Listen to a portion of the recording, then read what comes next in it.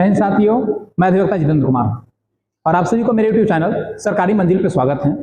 और आज हम लोग दक्षिण भारत के प्रमुख इतिहास को पढ़ने जा रहे हैं, जो कि बिहार पुलिस और विभिन्न एग्जाम, बिहार दरोगा हो गया, बीपीएससी हो गए और भी अदर एग्जाम में पूछे जाने वाले प्रश्न को जानेंगे यहाँ पे कि विगत वर्षों में एग्जाम हुए हैं, जिनमें कौन कौन से प्रश्न पूछे गए हैं तथा उनसे जुड़ी तमाम तथ्यों को जानने का प्रयास करते हैं। तो ये जानते हैं, बने रहते हैं वीडियो में। हम लोग पढ़ने वाले हैं 100 ईस्वी से लेकर 1200 ईस्वी तक दक्षिण भारत के इतिहास को, यानी 100 ईस्वी से लेकर 1200 ईस्वी के तहत जो जो दक्षिण भारत में साम्राज्यों का उदय हुआ उनको हम लोग जानने का प्रयास करेंगे। जैसा कि 100 ईस्वी से 300 ईस्वी तक सबसे बड़ा काल जो चला, संगम काल चला, जिसमें चेर, चोल और पांडे वंश का साम्राज्य रहा। वही अगर दक्षिण भारत के काल की बात करेंगे, 500 से लेकर 1200 ईस्वी की बात करेंगे, तो उसमें दक्षिण भारत में प्रमुख राजवंश में पल्लव हो गए, राष्ट्रकूट हो गए, चालुक्य हो गए, जिसमें महत्वपूर्ण राजवंशों में आपके राष्ट्रकूट और चोल राजवंश हो जाते हैं। महत्वपूर्ण में आपको जाएंगे राष्ट्रकूट और चोल राजवंश हो जाएंगे, जिनके बारे में हम लोग बारी बारी से अध्ययन करने का प्रयास हम लोग करेंगे, जानेंगे इनके बारे में। तो आइए जानते हैं, समझते हैं। पहले शुरू करते हैं राष्ट्रकूट वंश से। किसे शुरू करते हैं? राष्ट्रकूट वंश से। राष्ट्रकूट के संस्थापक दंती दुर्ग थे। इस साम्राज्य की स्थापना जिस व्यक्ति ने की उसका नाम था दंती दुर्ग। इनकी राजधानी थी मान्यखेत। क्या नाम था? राजधानी का मान्यखेत नाम था। इस राजवंश के प्रमुख कुछ शासक थे, राजा थे, जो कि बहुत ही महान थे। जैसे कृष्ण प्रथम थे, ध्रुव प्रथम थे, गोविंद तृतीय थे, अमोघ वर्ष थे और कृष्ण तृतीय थे। ये प्रमुख इस राजवंश के शासक थे। इनका राज्य क्षेत्र जो था वो भारत के इन हिस्सों में था, यानी महाराष्ट्र के क्षेत्रों के आसपास के क्षेत्रों में ये सब थी। अब देख रहे हैं राष्ट्रकूट के बारे में, तो कह रहा है कि राष्ट्रकूट के संस्थापक कौन थे? दंती दुर्ग थे। और इन्होंने स्थापना, इनका शासन जो चला वो चला आपका 735 से लेकर 756 के बीच में चला। और वह तापी में चालुक्यों के अंतिम जो शासक थे कीर्तिवर्मन द्वितीय, उनको पराजित करके अपने साम्राज्य का उत्थान किए थे। कीर्तिवर्मन थे, कीर्तिवर्मन को समाप्त करके अपने राजवंश की स्थापना किए थे। राष्ट्रकूट ने अपनी राजधानी मान्यखेत को बनाया था। किसे बनाया? मान्यखेत को राजधानी बनाया। और किसको हराए? तो कीर्तिवर्मन को हराए, जो कि चालुक्य के राजा थे। अब आते हैं, कुछ जान लेते हैं कृष्ण प्रथम के बारे में। कृष्ण प्रथम जो है दंती दुर्ग के बाद इस राजवंश के अगले शासक बने, जिनका नाम था कृष्ण प्रथम।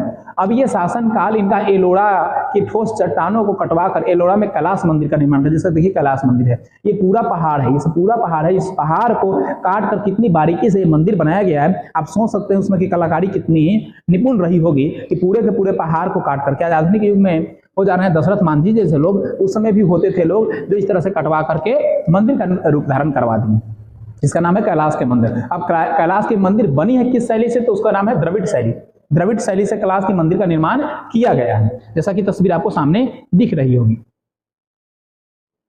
अब आते हैं अगले राजा की ओर। तो अगला राजा का नाम था ध्रुव। ध्रुव ने 780 ईस्वी में अपने भाई गोविंद द्वितीय को राजगद्दी से हटाकर अपने भाई को ही हटा दिया और खुद राजा बन गया। उसका उत्तराधिकारी उत्तरापथ की तरफ विजय अभियान चलाया, यानी उत्तर पथ, यानी अपने जो राज्य वाले हिस्से थे उसके उत्तरी भागों की ओर क्या किया? अपना विजय अभियान चलाया। और उत्तर में अपने सफल अभियानों के उपरांत ध्रुव गंगा यमुना का प्रतीक चिन्ह को अपना राज्य चिन्ह बनाया। गंगा यमुना के नदी के प्रतीक जो चिन्ह है उसको अपना राज्य चिन्ह बनाने का काम कौन किया था? ध्रुव। ध्रुव अपने भाई को ही हटाया था राजगद्दी से, जिसका नाम था गोविंद द्वितीय। गोविंद द्वितीय नाम था उसका। अगला कह रहा है कि ध्रुव वह पहला शासक था जिसने कनौज पर अधिकार किया और त्रिपक्षीय संघर्ष में भाग लिया। 3 राजा एक साथ युद्ध कर रहे थे, उसमें भाग लिया और प्रतिहार नरेश वत्सराज को झांसी के निकट एवं पाल नरेश धर्मपाल को गंगा यमुना के द्वाब के पास पराजित किया। यानी ये 2 जो राजा थे, मतलब त्रिपक्षीय हो गए, 3 राजा हो गया, एक ध्रुव हो गया, दूसरा हो गया प्रतिहार नरेश वत्सराज और तीसरा हो गया पाल नरेश धर्मपाल। इन दोनों को हरा कर क्या किया? त्रिपक्षीय विजय हासिल की। ध्रुव को धारावर्ष के नाम से जाना जाता है। धारावर्ष के नाम से किसे कहते हैं? ध्रुव वर्ष को कहते हैं। त्रिपक्षीय विजय को जीतने वाला कौन था? तो ध्रुव था। अगला देखते हैं गोविंद तृतीय की बात करते हैं। गोविंद तृतीय कह रहा है कि एक महाप्रतापी शासक थे जिन्होंने पाल वंश, पांडव वंश, केरल, प्रतिहार एवं गंग शासकों को पराजित किया। इसके बाद अपने पुत्र अमोघ वर्ष के वंश को अगला शासक हुआ। इनका जो अगला शासक हुआ, इनका पुत्र कौन हुआ? अमोघ वर्ष हुआ। अब अमोघ वर्ष को देखेंगे तो गोविंद तृतीय का पुत्र था, जो राष्ट्रकूट वंश का सबसे महान शासक माना जाता है इसको। ये महाप्रतापी थे। देखिए महान शासक की बात करेगा तो कौन हो जाएगा? आपका अमोघ वर्ष हो जाएगा। अमोघ वर्ष जैन धर्म के अनुयायी थे और इनके गुरु का नाम जैन गुरु आचार्य जिनसेन था। अमोघ वर्ष किस धर्म को मानते थे? जैन धर्म को। और इनके गुरु का नाम था क्या था? आचार्य जीनसेन, जैन गुरु आचार्य जीनसेन था अमोघ वर्ग के गुरु का नाम। अब अमोघ वर्ग क्या थे, एक स्वयं ही महान विद्वान थे जिन्होंने कन्नड़ भाषा में एक ग्रंथ लिखे, कन्नड़ भाषा में एक काव्य ग्रंथ लिखे कविराज मार्ग, जिसकी रचना की है। और तुंगभद्रा नदी पर जल समाधि लेकर उन्होंने अपने जीवन को अंत किया। अमोघ वर्ष ने क्या किया था, तुंगभद्रा नदी में अपने आप को जल समाधि यानी अपने प्राण को त्यागने का काम किए थे।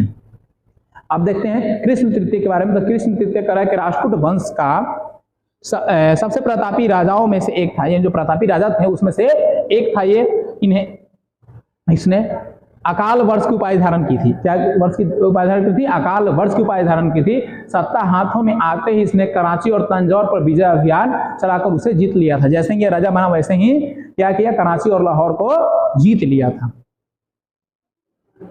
अगला है राष्ट्रकूट, कह रहा है कि तृतीय कौन है, कृष्ण तृतीय। कृष्ण तृतीय में कह रहा है कि ये तकुलम के युद्ध में चोल शासक प्रतांक प्रथम को पराजित किया। यानी कृष्ण तृतीय ने क्या किया, तकोलम के युद्ध में चोल शासक प्रतांक प्रथम को पराजित किया। और पराजित करने के बाद कह रहा है कि इसी के दरबार में कन्नड़ भाषाई के कवि कौन थे, उन रहा करते थे। और उन्होंने क्या किया, शांति पुराण की रचना की। इन्हीं के दरबार में कौन कवि रहते थे, कन्नड़ भाषा के उन कवि रहते थे जिन्होंने शांति पुराण नामक एक पुस्तक की क्या की, रचना की। इस वंश का अंतिम शासक कौन था, कर्क द्वितीय था। इस वंश का अंतिम शासक कौन था, कर्क द्वितीय था, जो कि एक अयोग्य शासक था जिसकी हत्या तैलप द्वितीय ने कर दी और कल्याणी के चालुक्य वंश की स्थापना की। यानी जब शासक कमजोर होता है तो दूसरा राजा हावी हो ही जाएगा और उसकी हत्या करके क्या करेगा, राजा का राजगद्दी पर बैठ जाएगा। अब देखते हैं एलोरा और एलिफेंटा की गुफाओं में राष्ट्रकूट के समय का। देखिए ये आपके एलोरा और एलिफेंटा की गुफाएं हैं। ये देखिए राष्ट्रकूट के समय में कैसे पहाड़ को काटकर, ऊपर से पहाड़ है ही पूरा, और पहाड़ काट कर कैसे पिलर बनाया गया, कितनी नक्काशी की गई है। अंदर लोग रहा करते थे, सोचने वाली बात है। एलोरा में कह रहा है कि 34 गुफाएं हैं। 1 से 12 तक बौद्ध धर्म की गुफाएं हैं, 13 से 29 तक हिंदू धर्म की गुफाएं हैं और 30 से 34 तक जैन धर्म की। ये सीरियल वाइज याद रखिए, 1 से 12 बौद्ध, 13 से 29 हिंदू और 30 से लेकर 34 जैन धर्म की। अब आते हैं चोल वंश पे। कह रहा है कि चोल वंश 1850 से लेकर 1279 तक तृतीय शताब्दी में चोल वंश के पतन के बाद 9वीं शताब्दी के आसपास चोल साम्राज्य का फिर उदय हुआ।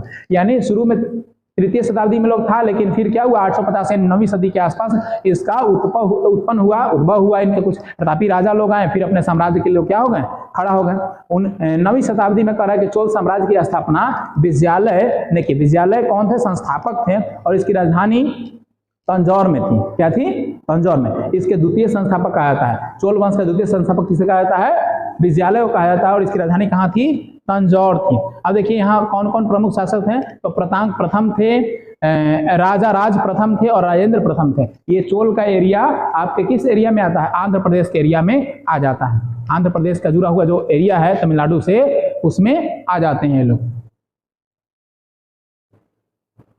अब कह रहा है कि विजयालय इसी ने 9वीं शताब्दी में चोल साम्राज्य की स्थापना कर अपने इसमें तंजौर को जीतकर, यानी चोल साम्राज्य की स्थापना की और तंजौर को जीतकर वहां पे अपनी राजधानी बनाई। इसके बाद आदित्य प्रथम का पुत्र एक और राजा हुए जिनका नाम था आदित्य प्रथम, उनके पुत्र प्रांतक प्रथम ने चोल साम्राज्य को अगला शासक नियुक्त किया गया। यानी प्रांतक जो थे प्रथम, वो चोल साम्राज्य के अगले राजा हुए किसके पास, विजयालय के बाद। प्रांतक प्रथम है। इनके शासनकाल में राष्ट्रकूट शासन कृष्ण तृतीय ने आक्रमण किया था। ये जब राजा थे तो उसमें कृष्ण तृतीय क्या किया था, इनके राज्य पर हमला किया था। और इतिहास में इस युद्ध को क्या कहते हैं, तकाकोलम का युद्ध कहा जाता है। और इसे चोल की बुरी तरीके से क्या हुई, हार, पूरा पिटा गया एकदम चोल साम्राज्य। इस युद्ध में प्रतांक में क्या हुआ, प्रतांक का बड़ा जो पुत्र था, क्या नाम था, राजादित्य, वो क्या हो गया, युद्ध में मारा गया। युद्ध तो वही है, आप मराइए या मारिए। प्रतांक प्रथम ने पांड्य शासक राज सिंह द्वितीय को पराजित करके मदुरै कोंड की उपाधि दी। प्रतांक प्रथम ने क्या किया, पांड्य शासक को हराया और मदुरै कोंड की उपाधि अपने आप में धारण कर ली। जब कोई राजा कुछ अच्छा काम करता था अपने आप को एक उपाधि देता था। देखिए यही है राजा राज प्रथम। अब कह रहा है कि राजा राज प्रथम ने चोल वंश का सबसे महान और शक्तिशाली शासक माना जाता था। राजा राज प्रथम को चोल वंश का सबसे महान और प्रतापी शासक माना जाता था। ये शैव धर्म का अनुयायी था, यानी शंकर भगवान की पूजा करता था शैव धर्म के। इसने श्रीलंका पर आक्रमण करके उसके उत्तराधिकारी मतलब उसके जो उत्तरी हिस्सा था उस पर विजय प्राप्त कर लिया और इसी ने तंजौर के प्रसिद्ध बृहदेश्वर मंदिर का निर्माण करवाया। याद रखिएगा, राजाराज प्रथम ने ही तंजौर में जो बृहदेश्वर की मंदिर है उसका निर्माण करवाया। देखिए मंदिर आपके सामने है, यही मंदिर का निर्माण किसने करवाया था? राजा राजेश्वर। अब इस वंश का अगला शासक का था राजेंद्र प्रथम था। राजेंद्र प्रथम चोल वंश का सर्वाधिक विस्तार करने वाला राजा था, यानी इस समय सबसे ज्यादा चोल वंश का विस्तार हुआ था। राजेंद्र प्रथम ने संपूर्ण लंका को जीतकर, यानी जो श्रीलंका है लंका को जीतकर अपने राज्य मिला लिया था और इसे गंगोकोंडचोलपुरम चोल की नई राजधानी बनी। इसने अपनी राजधानी कहां बना दी? गंगोकोंडचोलपुरम राजधानी बनाई। राजेंद्र प्रथम कह रहा है कि सुमात्रा इंडोनेशिया पर आक्रमण किया, यानी इंडोनेशिया पहुंच गया, सुमात्रा में पहुंच गया, ये आक्रमण किया। वहां के शासक शैलेंद्र को क्या कर दिया? यानी भारत के अलावा इंडोनेशिया में पहुंच गया, श्रीलंका में पहुंच गया और वहां भी आक्रमण करके जीतने का काम किया। चोल वंश का अंतिम शासक कौन थे? राजेंद्र तृतीय थे। इसके बाद कोई योग्य शासक नहीं हुआ, इसके कारण इस वंश का स्वतः ही समाप्त होगा। कोई योग्य राजा नहीं होगा तो क्या हो जाएगा? वंश तो समाप्त होगा ही होगा। अब कुछ महत्वपूर्ण इससे तथ्य हैं। क्या है? चोल वंश में भगवान विष्णु के उपासक को अलवार कहा जाता था। क्या कहा जाता था? अलवार कहलाते थे। चोल वंश में भगवान शिव को उपासक को नयनार कहलाता था। साउथ में जाइएगा तो अलवार और नयनार संत मिलेंगे आपको। चोल वंश में कह रहा है कि सोने के सिक्के को कांसु कहा जाता था। चोल वंश में अधिकतम शासक जो थे शैव धर्म के अनुयायी थे। चोल वंश में शैव धर्म के ज्यादातर शंकर भगवान की ज्यादा पूजा करने वाले अनुयायी थे। चोल राज्य में कह रहा है कि अपना उत्तराधिकारी अपने शासन काल में ही घोषित करना होता था। जिंदा है तभी अपना उत्तराधिकारी को घोषित कर दीजिए कि अगला मेरा उत्तराधिकारी होगा कौन, ताकि मरने के बाद कोई विवाद न रहे, अपने में लड़ाई झगड़ा न करे सब। पूरे श्रीलंका में कह रहा है कि श्रीलंका पर विजय प्राप्त करने वाला चोल का सबसे प्रतापी राजा कौन था? तो राजाराज प्रथम था।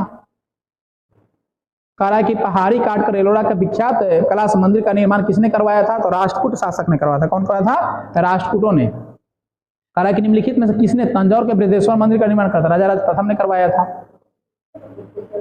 हाँ, बृहदेश्वर का मंदिर। निम्नलिखित में से कह रहा है कौन सा शहर चोल राजधानी बनी थी? तंजौर। कौन थी चोल की राजधानी? तंजौर थी। वही कह रहा है कि राष्ट्रकूट साम्राज्य के संस्थापक कौन थे? तो दंती दुर्ग। राष्ट्रकूट साम्राज्य के संस्थापक कौन थे? दंती दुर्ग थे। कह रहा है कि निम्नलिखित में कौन से शासक एक शक्तिशाली सेना थी? तो चोल के पास एक क्या थी? शक्तिशाली नौसेना थी, नेवी, यानी जल वाला सेना। अगला कह रहा है कि आपका राष्ट्रकूट में किसके द्वारा उखाड़ फेंका गया? तो तलब द्वितीय ने क्या किया? राष्ट्रकूट साम्राज्य को उखाड़ कर फेंक दिया, क्योंकि उसका राजा योग्य रहा नहीं। इसका मौका का फायदा उठाया।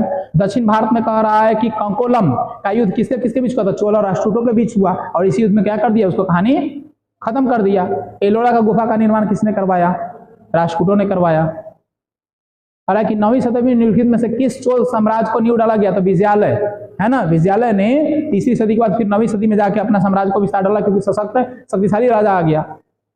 एलोरा के गुफाओं और कलाकृतियों में कह रहा है कि मंदिरों का संबंध है केवल बौद्ध और जैन और हिंदुओं का, है ना। 1 से लेके 12 इसका बौद्ध का, 13 से लेके 29 हिंदू का और 30 से लेके 34 जैन का।